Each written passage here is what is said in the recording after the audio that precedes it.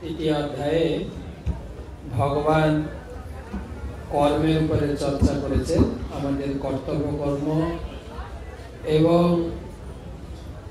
ভগবানের প্রতি সেবার মূল্য তিনি অর্পণ করেছেন এবং শেষে আমাদের দায়িত্ব কর্তব্য বলার পরে তিনি বলেছেন যে যজ্ঞার্থাৎ কর্ম নয়, কেবল ভগবান বিষ্ণুর প্রীতিবিধানের জন্য কর্ম করা উচিত, না হলে কর্মের বন্ধনে আমরা জড়িয়ে পড়ব।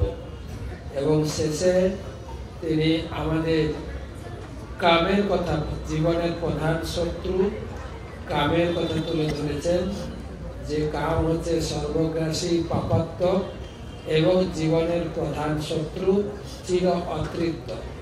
ভগবান বলেছেন চিন্ময় আধ্যাত্ম জ্ঞানের দ্বারা কামকে জয় করা সম্ভব, সেই জন্য চতুর্থ অধ্যায় জ্ঞানযোগ শুরু হবে। So in the third chapter the Lord talks about karma or fruitive activities, and then he also talks about one's prescribed duties, and then the Lord talks about that one must perform his activities as an offering to Lord Vishnu, yajñarthat karmanonyatra. Otherwise one's activities will bind oneself in the material world. Then the Lord also talks about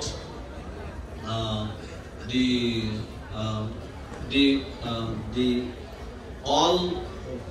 all-pervading worst enemy of the soul, which is lust and lust only.